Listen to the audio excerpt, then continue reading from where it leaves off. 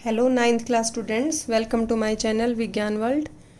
Students, last lecture में हमने first topic किया था चैप्टर फर्स्ट में वहाँ किया था हमने पदार्थ का भौतिक स्वरूप। हमारे आसपास के पदार्थ पहला पार्ट, जिसका पहला टॉपिक है पदार्थ का भौतिक स्वरूप, ये हमने कवर किया था पिछली वीडियो में। तो स्टूडेंट्स, मैं आपको एक बार हल्का सा रिवाइज करवा देती हूँ। पदार्थ जो है कणों से मिलकर बना होता है और पदार्थ के कण हमारी कल्पना से बहुत छोटे होते हैं। ये 2 पॉइंट्स हमने कवर करे थे कि पदार्थ का भौतिक स्वरूप क्या होता है। पदार्थ की परिभाषा क्या होती है कि ऐसी वस्तु जो स्थान घेरती है और जिसका आयतन होता है वो क्या कहलाती है? पदार्थ। तो पदार्थ जो है छोटे छोटे कणों से मिलके बना होता है जो बहुत छोटे हैं। हमने एक पोटेशियम परमैंगनेट वाला प्रयोग किया था, वहाँ पे एक एक्टिविटी की थी और एक क्रियाकलाप किया था। चीनी और नमक को पानी में हमने घोला था, तो क्या है, वो चीनी और नमक रिक्त स्थानों में समावेशित हो जाता है। तो उससे पता चला था कि पदार्थ कणों से मिलकर बना होता है। और पोटेशियम परमैंगनेट का हमने एक प्रयोग किया, उससे पता चल रहा है कि पदार्थ जो है इसके कण बहुत छोटे होते हैं। तो आज की वीडियो में हम करेंगे पदार्थ के कणों के गुण क्या हैं। ये तो आपको पता चल गया कि पदार्थ में कण होते हैं और वो बहुत छोटे होते हैं, तो वो किस प्रकार के हैं, क्या क्या गुण हैं उनके बारे में हम आज पढ़ेंगे। तो स्टूडेंट्स, ये 4 पॉइंट है मेन पदार्थ के कणों के गुणों के बारे में। सबसे पहला है कि पदार्थ के जो कण होते हैं उनके बीच में क्या होता है? रिक्त स्थान होता है। तो रिक्त स्थान आपको पिछले प्रयोग से भी समझ आ गया था कि जैसे नमक घोलते हैं, किसी गिलास में हमने पानी ले लिया और उस पानी का इतना लेवल है और हमने उसमें नमक डाल दिया। क्या डाल दिया? नमक डाल दिया। तो क्या नमक डालने से स्टूडेंट्स ये लेवल ऊपर आ जाएगा? बिल्कुल नहीं। ठीक है, तो वो नमक सारा कहाँ चला गया? या आप चीनी भी डाल सकते हैं। तो कहाँ चला गया वो सारा नमक? जो ये पदार्थ है, जल है, जल के बीच में जो कण हैं उनमें समावेशित हो गया। उनके बीच में जो जगह थी वहाँ सेट हो गया वो सारा नमक, तो इसलिए लेवल नहीं बढ़ता। तो इससे ये बात पता चलती है कि पदार्थ के कणों के बीच क्या होता है? रिक्त स्थान होता है। ठीक है, उसके बाद नेक्स्ट पॉइंट है पदार्थ के कणों में गतिज ऊर्जा होती है तथा वे निरंतर गतिशील रहते हैं। अब देखिए, ये आपका आगे आएगा, आगे के चैप्टर्स में आएगा पीछे। तो उनमें क्या है, एक आप ऊर्जा पढ़ोगे, एक टाइप की ऊर्जा होती है गतिज ऊर्जा। गतिज ऊर्जा हर उस वस्तु में होगी जो चल रही है। अगर हम चल रहे हैं रोड पे, गली में, तो हमारे में भी गतिज ऊर्जा है। ठीक है, पंखा भी चल रहा है तो उसमें भी गतिज ऊर्जा है। तो कोई भी वस्तु, कोई भी जीव जंतु या कुछ भी जो भी गतिशील है तो उसमें कौन सी ऊर्जा होती है? गतिज ऊर्जा। काइनेटिक एनर्जी भी बोलते हैं जिसे, काइनेटिक एनर्जी, गतिज ऊर्जा। ठीक है, तो हम कह रहे हैं यहाँ पे कि पदार्थ के कणों में भी गतिज ऊर्जा होती है और वो हमेशा गतिशील रहते हैं। अब कई बार आपको दिखाई नहीं देता कि गतिज ऊर्जा, मतलब वो हिलते दिखते नहीं है। ठीक है, लेकिन होती है, उनमें गतिज ऊर्जा होती है और वे हमेशा गतिशील रहते हैं। और जैसे हम तापमान बढ़ाते हैं, ये बात आपको याद रखनी होगी, तापमान बढ़ाने से गतिज ऊर्जा बढ़ती है। क्या होता है? गतिज ऊर्जा बढ़ती है। तापमान बढ़ाएंगे, गतिज ऊर्जा भी बढ़ेगी। ये तीर का निशान ऊपर दिखा रही हूँ, बढ़ेगी। बढ़ने के लिए तापमान जितना ज़्यादा, गतिज ऊर्जा भी वैसे ही ज़्यादा होती चली जाएगी। ठीक है, आपने देखा होगा कि पानी ठंडा रखा है गिलास में, आराम से कोई हिलता डुलता उसके कण नहीं दिखाई देते कि कण हिल रहे हैं। लेकिन जैसे आप उसको गर्म करोगे तो उसके कण ऊपर से, साइड्स में, नीचे से ऊपर की ओर आते हैं, तो वो हिलते रहते हैं, गतिशील से दिखाई देते हैं। तो वो गतिज ऊर्जा है, गर्म करने से गतिज ऊर्जा बढ़ती है। अब इसको ऐसे भी समझ सकते हैं हम, ये देखिए क्रियाकलाप दिया हुआ है आपका कि अपनी कक्षा के किसी कोने में एक अगरबत्ती रख दी बुझी हुई। तो अगर बुझी हुई अगरबत्ती से दूर तक स्मेल आएगी क्या? नहीं आएगी। उसकी गंध, हमें उसकी गंध लेनी होगी तो पास में जाके उसको सूंघना पड़ेगा। लेकिन अगर हम उसको जला दें तो क्या होगा? वो एक कोने से हर दूसरे कोने तक पूरी कक्षा में फैल जाएगी आपकी। तो इससे क्या पता चलता है कि गर्म करने से पदार्थों के कणों की गति बढ़ती है, ज़्यादा गतिशील हो जाते हैं। एक प्रक्रिया आती है स्टूडेंट्स जिसे बोलते हैं विसरण। विसरण, तो विसरण क्या होती है? विसरण एक पदार्थ के कणों का ऐसा गुण है जिसमें वो हाई सांद्रता से कम सांद्रता की ओर जाते हैं। सांद्रता क्या होती है? सांद्रता ज़्यादा जाओ वहाँ से कम सांद्रता की ओर जाएंगे, इस तरफ चलते चले जाएंगे। आपने देखा होगा जो ऊष्मा है वो ज़्यादा ऊष्मा से कम ऊष्मा की ओर जाती है। दूध का गर्म गिलास रख देते हैं आप, थोड़ी देर में ठंडा हो जाता है क्योंकि आसपास उतनी ऊष्मा नहीं है, गिलास में ज़्यादा ऊष्मा है, तो सारी ऊष्मा गिलास में से जो ऊष्मा थी इसमें वो सारी ऊष्मा आसपास निकल जाएगी, क्योंकि यहाँ ऊष्मा की ज़्यादा सांद्रता है गिलास में और आसपास उसकी सांद्रता इतनी नहीं है, ऊष्मा इतनी ज़्यादा नहीं है, तो वो फैल जाएगी ज़्यादा से कम की ओर। ठीक है, अगरबत्ती आपने एक कोने में रख दी, कमरा है एक कोने में अगरबत्ती रख दी, इधर आप इधर एक कोने में अगरबत्ती रख रहे हो, तो जैसे ही उसको हम जलाएंगे अगरबत्ती को, उसकी खुशबू पूरे कमरे में फैल जाएगी। तो ये यहाँ ज़्यादा सांद्रता थी इसकी, यहाँ ज़्यादा खुशबू जहाँ थी तो उससे कम की ओर जा रही है, तो इस प्रक्रिया को बोलते हैं विसरण। क्या बोलते हैं? विसरण। ठीक है, तो जो विसरण है वो विसरण गर्म करने से बढ़ता है, तापमान जैसा बढ़ेगा विसरण बढ़ेगा, क्योंकि तापमान बढ़ने से गतिज ऊर्जा बढ़ेगी, गतिज ऊर्जा बढ़ेगी तो विसरण बढ़ेगा। अब ये कण फटाफट इस कोने तक जाएंगे तो विसरण ज़्यादा है, गतिज ऊर्जा बढ़ गई। समझे ना? गर्म जैसे इसको किया, जला दिया इसको, तो गतिज ऊर्जा बढ़ गई तापमान बढ़ने से, तो फटाफट दूसरे कोने तक जाएंगे। तो ये था आपका क्रियाकलाप, जिससे क्या पता चलता है कि पदार्थ के कणों में गतिज ऊर्जा होती है तथा वे हमेशा गतिशील रहते हैं। अब स्टूडेंट्स एक और क्रियाकलाप दे रखा है कि जैसे आपने 2 गिलास ले लिए या बीकर ले लो, आप लैब की बात करें तो एक में डाल देते हैं आप, पानी है उनमें, तो पानी का ये इतना लेवल होगा, तो एक में तो डाल देते हैं आप स्याही, नीले रंग की, काले रंग की, कैसे भी रंग की ले सकते हैं, और एक में आपने डाल दिया शहद। ठीक है, एक कोने से डाल दिया धीरे से, दोनों चीज़ें इस कोने से यहाँ। ठीक है, दोनों चीज़ें डाल दी, एक में डाल दिया आपने शहद और एक में डाल दिया आपने स्याही। तो कुछ देर तक उनको ऐसे ही रहने देंगे, ऐसे ही छोड़ देंगे। उसके बाद कुछ देर के बाद देखेंगे तो क्या देखेंगे आप, शहद तो सारा यहाँ से जाके नीचे बैठ जाएगा एक जगह ही, और स्याही जैसे ही डालेंगे उसके बाद तुरंत घुलना शुरू हो जाएगी, और पूरा का पूरा पानी, अगर हमने नीले रंग की ली है तो पूरा का पूरा पानी कैसे रंग का हो जाएगा? नीले रंग का हो जाएगा। और शहद इतना नहीं घुलता, इतनी जल्दी नीचे बैठ जाएगा, वो घुलेगा भी तो बहुत ज़्यादा समय लेगा। तो स्टूडेंट्स, हमें इस एक्टिविटी से क्या पता चलता है? इस एक्टिविटी से एक ही बात हमें पता चलती है कि अगर कोई भी हम घोलने के लिए पदार्थ लेते हैं तो हर पदार्थ का घुलने का जो है द्रव में वो अलग अलग समय होता है।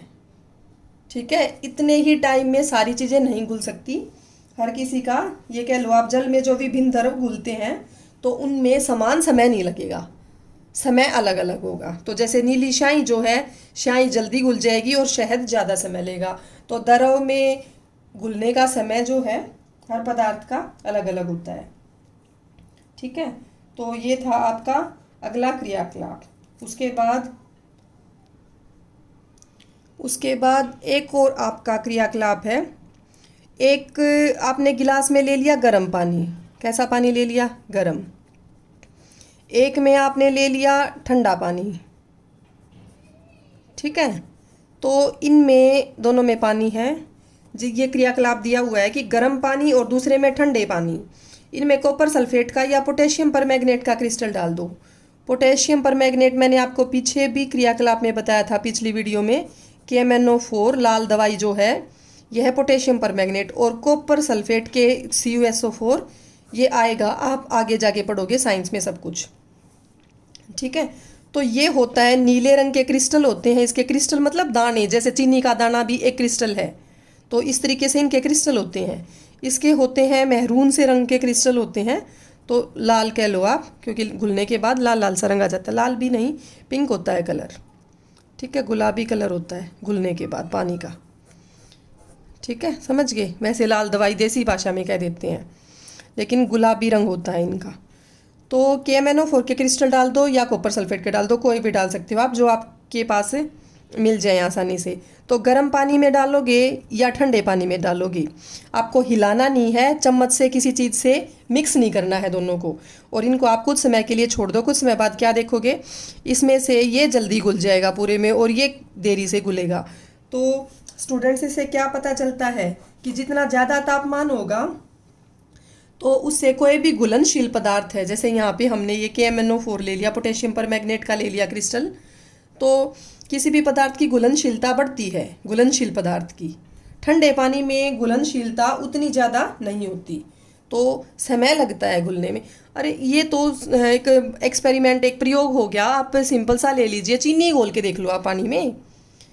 तो चीनी को ही घोलेंगे तो एक टाइम के बाद वो इतना नहीं घुलती, नीचे बैठती रहती है, लेकिन गर्म पानी है तो फटाफट घुल जाती है। गर्म पानी में आप कुछ भी घोल के देख लो। तो इससे क्या पता चलता है कि तापमान में वृद्धि जैसे होगी वैसे ही घुलनशीलता भी बढ़ जाती है। अब देखिए स्टूडेंट्स, ये ध्यान रखिए आप, तापमान में वृद्धि होने से, कि जो तापमान है वो बढ़ा, तापमान में वृद्धि होने से गतिशीलता भी बढ़ती है। पदार्थ के कणों की गतिशीलता बढ़ती है, घुलनशीलता बढ़ती है। एक ही बात है, गतिशील ज़्यादा होंगे तो घुलनशीलता भी बढ़ेगी, ज़्यादा हिलेंगे डुलेंगे तो वो फटाफट घुल जाएंगे। गतिशील होता है हिलना डुलना, तो घुलनशीलता भी बढ़ती है और गतिशीलता भी बढ़ती है। ठीक है, तो तापमान जो है, और आप ये कह लो गतिशीलता से लिंक होता है विसरण का, कि जितनी ज़्यादा गतिशीलता होगी उतना ज़्यादा विसरण का प्रभाव होगा, तो विसरण भी बढ़ता है। तो जैसे जैसे तापमान बढ़ाएंगे तो पदार्थ के कणों की गतिशीलता बढ़ेगी, उससे विसरण भी बढ़ेगा, घुलनशीलता भी बढ़ेगी। ठीक है, तो इस प्रयोग में, इस क्रियाकलाप में यही दिखाया हुआ कि उसकी सतह पर बैठ गया और वो जो कण हैं वो उनकी मिश्रित होने की दर बदलती है। क्या तापमान के साथ उनकी मिश्रित होने की दर बदलती है? तो अभी मैंने आपको बताया कि बिल्कुल बदलेगी, जैसे जितना ज़्यादा तापमान होएगा उतनी जल्दी वो मिश्रित हो जाएंगे। ठीक है, तो ये था आपका क्रियाकलाप। तो ये पीछे शाही की बूंद वाला और शहद की बूंद वाला क्रियाकलाप दिया हुआ इसे, जो मैंने अभी बताया है। तो ये आपके 3 क्रियाकलाप थे, एक अगरबत्ती वाला, एक शाही और शहद की बूंद को घोलेंगे। इससे पता चलता है क्या, कि घुलनशीलता पर हर पदार्थ की अलग अलग होती है। ठीक है, और इससे पता चलता है कि तापमान बढ़ाने से घुलनशीलता बढ़ती है। और अगरबत्ती वाले से क्या पता चला था कि तापमान बढ़ाने से विसरण बढ़ता है। तो विसरण वाले में तो आ गया अगरबत्ती का उदाहरण, गतिशीलता वाले में आ गया इसका उदाहरण स्याही और शहद की बूंद वाला जो है, और घुलनशीलता वाले में आ गया ये क्रिस्टल वाला। तो ये तापमान बढ़ने से इन 3 चीज़ों पर असर होता है। अब हम 3rd पॉइंट पे आ गए हैं। पदार्थ के कणों के 2 गुण मैंने आपको समझा दिए हैं कि उनके बीच में रिक्त स्थान होता है और उनमें गतिज ऊर्जा होती है और वे निरंतर गतिशील रहते हैं। ठीक है, और तापमान बढ़ाने से ये गतिशीलता और घुलनशीलता दोनों बढ़ती रहती हैं। उसके बाद 3rd पॉइंट आ गया कि पदार्थ के कणों के बीच आकर्षण बल होता है, कि वो एक दूसरे को खींचते हैं। आकर्षण होता है खिंचाव, खिंचाव महसूस करते हैं वो कण, आपस में एक दूसरे को खींचते हैं। तो इसको भी हम किसी ना किसी क्रियाकलाप से, प्रयोग से समझेंगे कि आकर्षण बल होता है पदार्थ के कणों के बीच। देखिए, जैसा ये आपको चित्र दिखा रखा है आपकी बुक में, कि आप जैसे खेलते हो बच्चों मैदान में, तो आप अपना ही उदाहरण ले लीजिए कि खेलते हुए मान लो 5-5, 10-10 बच्चों के आपने ग्रुप बना लिए, समूह से बना लिए। तो समूह बनाएंगे तो पहला समूह जो होगा वो इस तरीके से कमर से पकड़ लेगा एक दूसरे को। ये नर्तकियां हैं, इन्हें कहते हैं बीहू नर्तक। क्या बोलते हैं इन्हें? बीहू नर्तक, जो इस तरीके से कमर से पकड़ के जो नृत्य करते हैं। ठीक है, तो एक समूह तो इस तरीके से पकड़ लेगा, मान लो 5-5 बच्चों के समूह होंगे। तो पहले समूह ने तो कमर से पकड़ लिया एक दूसरे को, दूसरे समूह ने हाथ पकड़ लिए एक दूसरे के, तीसरे समूह ने सिर्फ उंगलियां, ऐसे उंगलियां टच कर ली। पहले वाले ने कमर से पकड़ लिया, दूसरे वालों ने अच्छे से हाथ पकड़ लिए, और तीसरे वालों ने सिर्फ ऐसे उंगली टच करी हैं। और चौथा समूह जो है वो क्या करेगा, 4 समूह बनाएंगे आप। पहले वालों ने कमर से पकड़ा, दूसरे वालों ने क्या किया, हाथ पकड़े हैं, और तीसरे वालों ने सिर्फ उंगली के सिरे छुए हैं। ठीक है, और जो चौथा समूह है 5 बच्चों का, वो क्या करेगा, इन सभी को भाग के तोड़ेगा, इनकी श्रृंखला को। तो जो मानव श्रृंखला इनकी बनी है, चौथा समूह इनको तोड़ेगा। तो बच्चों यहाँ पे ये बताना है आपको कि कौन सा समूह आसानी से टूट जाएगा, कौन सी श्रृंखला आसानी से टूट जाएगी। तो ये बहुत ही आसान है, जिन्होंने उंगली के सिरे से छू के श्रृंखला बनाई हुई है वो बहुत आसानी से टूट जाएगी। दूसरे नंबर पे टूटेगी जिन्होंने हाथ पकड़े हुए हैं, और सबसे मुश्किल से टूटेगी ये इस तरीके की जिन्होंने कमर से पकड़ा हुआ है एक दूसरे को। ठीक है, तो इससे क्या पता चलता है कि जो ये बच्चे हैं 5-5 के समूह वाले, इनको आप पदार्थ के कण मान लो। क्या मान लो? इन्हें, हर एक विद्यार्थी को पदार्थ का एक कण मान लेते हैं। तो किस समूह में कणों ने एक दूसरे को सबसे अधिक बल से पकड़ रखा था? सबसे अधिक बल था ये वाला जिन्होंने कमर से पकड़ रखा था, पीछे से बिहू नर्तकियों की तरह जिन्होंने पकड़ा हुआ था। तो वो उनके बीच में क्या है? सबसे अधिक आकर्षण बल है, सबसे अधिक बल से पकड़ा हुआ था, इसलिए वो श्रृंखला आसानी से टूट नहीं पाई।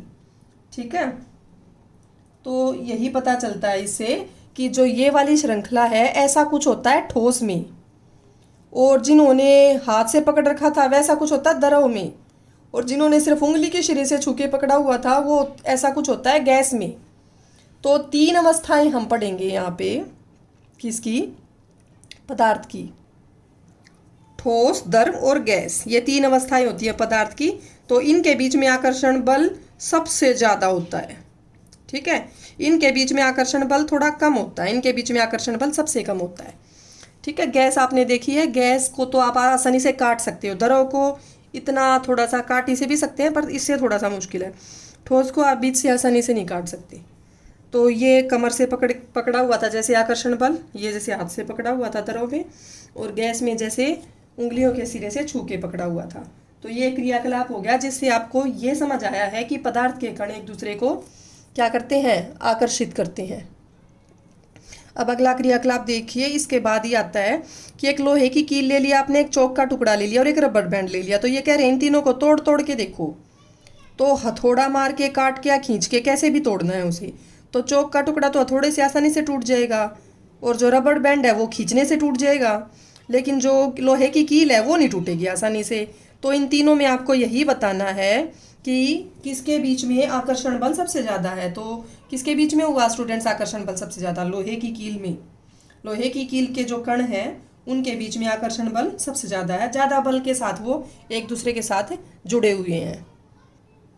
अब ये एक और आखिरी क्रियाकलाप है, इसको भी देख लीजिएगा कि एक थाली में जल लेकर उसे उंगली से काटने का प्रयास करें, कि ऐसे उसको काटना है। तो इससे क्या पता चलेगा? क्या वो कट जाएगा?